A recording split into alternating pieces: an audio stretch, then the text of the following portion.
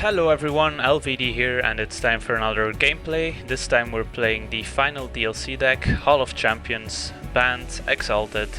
Let's go.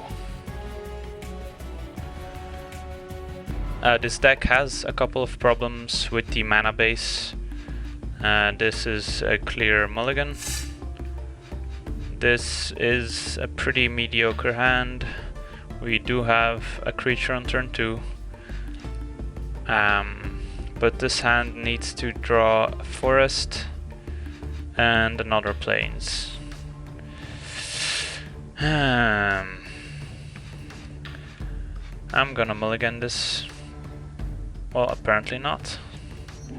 The game decided I was going to keep this hand. Oh well.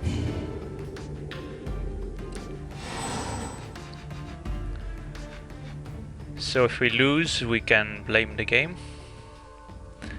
And if we win, it's kill. Alright, our duelist matches up well against a 1-1. And we did draw a plain, so all we need now is a forest.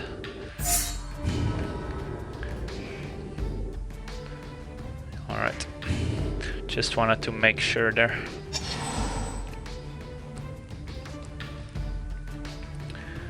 So if our opponent has an edict, he does not. An edict would have been bad for us. If we draw a forest, we can even attack with our duelist. Right now it's not very favorable to do so, since it's just gonna trade. Oh wait, no. This has Shroud. So yeah, let's get in there. We're trading 2 for 2. But I think we are the aggressor in this matchup. This is not gonna turn out well for our opponent, since he has to target his own creature now. Because it's not a May ability, unfortunately. So our opponent just 2 for 1 himself. Ouch. That interaction did come up in Modern Masters. So... Alright, the imp, not the biggest threat, as we're just gonna slam an Archangel and get in there, and then hopefully next turn slam another Angel. Problematic cards here could be sweepers like Damnation. But we've got enough creatures in hand that we should be able to even survive a sweeper. So that was an unfortunate start for our opponent. Hopefully he can redeem himself. And he does with a hideous hand, but we're just gonna play another Angel.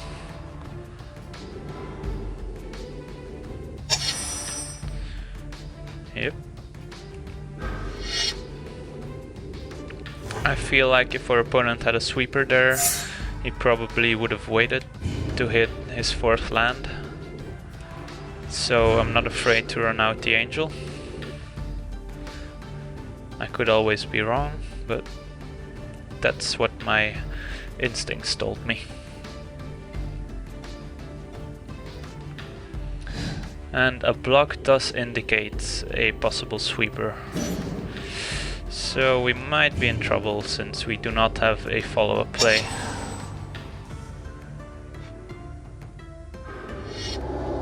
Alright, Innocent Blood. This Shroud is pretty useful, but the Angel is just too good. So if he has a Doomblade, then that was probably not a great decision, but the Angel is, I think, good enough and nice. We drew a green source, so we can maybe cast this Escort that can grant indestructibility. We could also cast this Angel, but I feel like If our Sublime Archangel sticks, then we should be good.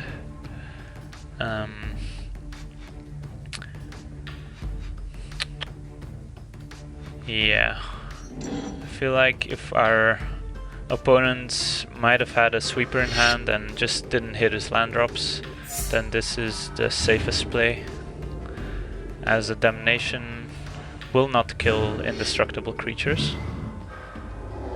Doomblade, yeah, we're gonna sacrifice this. The Exalted triggers still happen, so our opponent probably should have Doombladed the Angel before combat to prevent the additional Exalted trigger. And there's another Edict. That's unfortunate, but we do have a follow-up now. Multiple follow-ups. And I think I'm just gonna slam the Angel. I want to kill my opponent as fast as possible now that he's stuck on lands. And this Angel provides a 2-turn clock with 4/4 body plus Exalted. -1/-1 is gonna make that 3 turns, but that's still good enough for me. I think we can play out the Pride Mage, even though that does play poorly against a sweeper effect, but it does make our 3-turn clock back into a 2-turn clock, as this is gonna hit for 5 damage and also gain us 5 life. And let's get a green source here.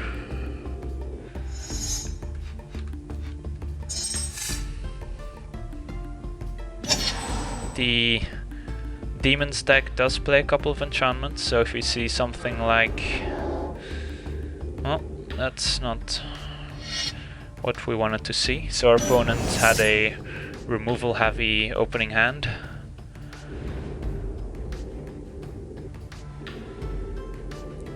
But we should still be able to fight through all this removal. We could at any time sacrifice... no, that's not gonna work anymore. If we did this earlier, we could have sacrificed the Pride Mage to get rid of the Screams. But I'd rather have a Pride Mage in play than get rid of the Screams.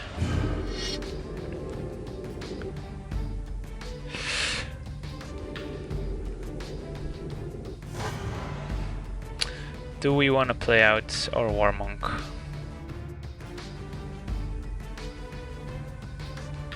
Yeah, I think I do.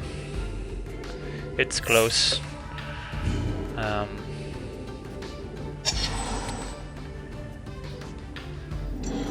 Fourth land is a Damnation. Please don't. Alright, it's the Tendrils. Targeting our War Monk. Well, there's nothing I can do about it. This Screams from Within is a pretty awkward card, because if you cast it on your opponent's creature, it dies, and your opponent doesn't have any creatures left, and you do, then you're forced to put this on your own creature. So I don't really like this card. Let's attack. Our opponent has 2 cards left, and we have a removal spell in Pariah, and I feel like if our opponent had a sweeper, he would have used it.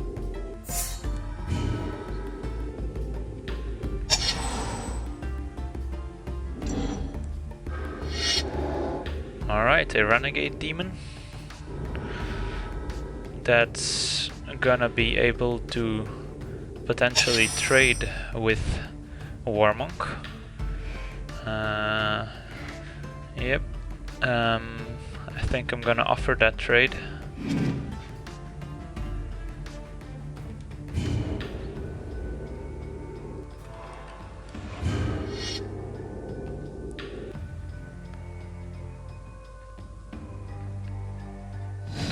and he does accept it. So our draw is pretty lucky as we have another Warmonk.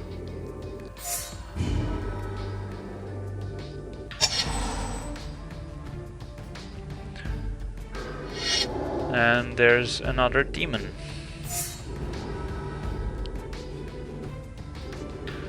So,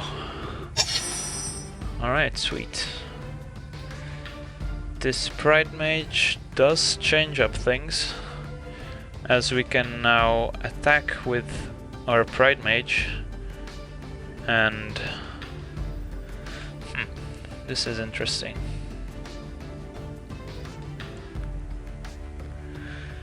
If we play out the Pride Mage, attack with our original Pride Mage, our opponent isn't forced to block, as he's only gonna take 3 damage and go down to 2. But then next turn we can attack with the team. Another option is just to offer the trade with the Warmonk and play the second Pride Mage before combat, so that's gonna force a trade. And then we're left with 2 Pride Mages on an empty field, but the 2 Pride Mages aren't gonna kill our opponent next turn. So I think that actually playing the Pride Mage here and attacking with the original one,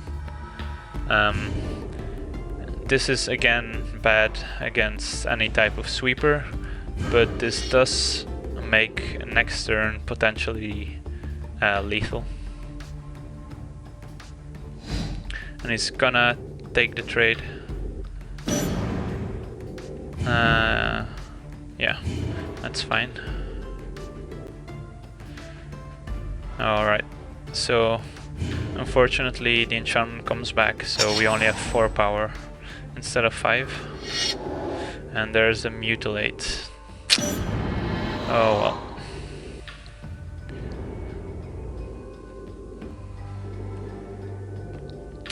So I could have been a bad play there, but oh well. We still have a removal spell in hand. Our opponent has only 1 card in hand, now 2. So if any of those cards is an expensive demon, we have a couple of turns to draw out of it. Gonna keep the planes here.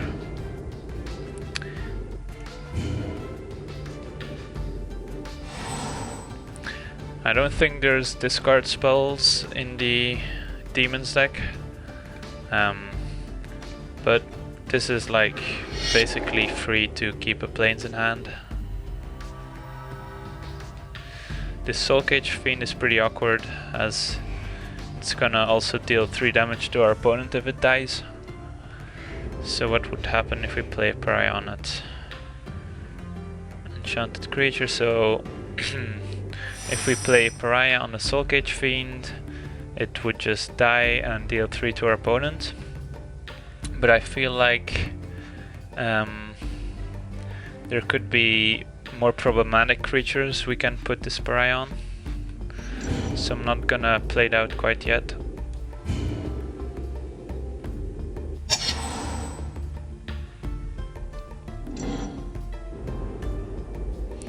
Our opponent is on 6 lands now.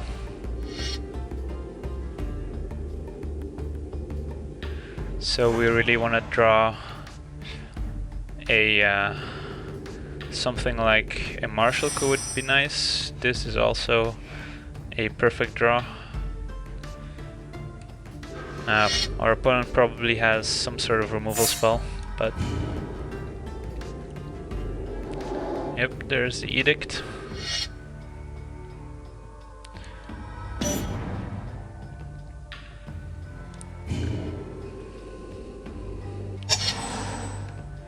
Let's take a look. Our opponent used 2 Edicts, 2 Doomblades, and the Innocent Blood.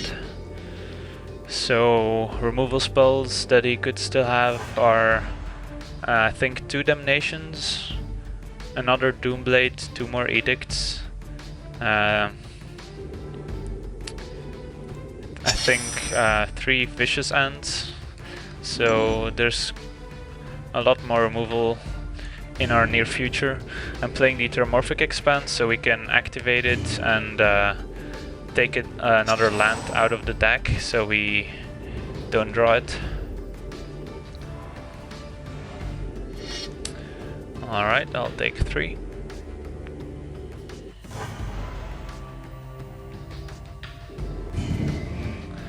And let's get another plains, or let's get a forest. And there's a martial coup. Sweet. Is there a reason to not do it for a full amount? I don't think there's a massacre worm we need to play around, so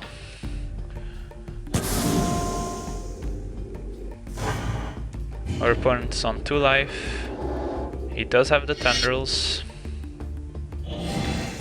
so it goes up to 8, and there's the edict. So our opponent had all the removal spells, but unfortunately they aren't very good against 1/1 soldier tokens. This does give our opponent more outs, as any of the demons that come into play and alright, so Promise of Power gonna draw our opponent. Nope, he just made. Alright, so he made a XX creature equal to the cards in hand, but that amount was 0, so it just made a 0/0 token, because if he paid the life he would have been dead anyways. So it's a polite way of conceding.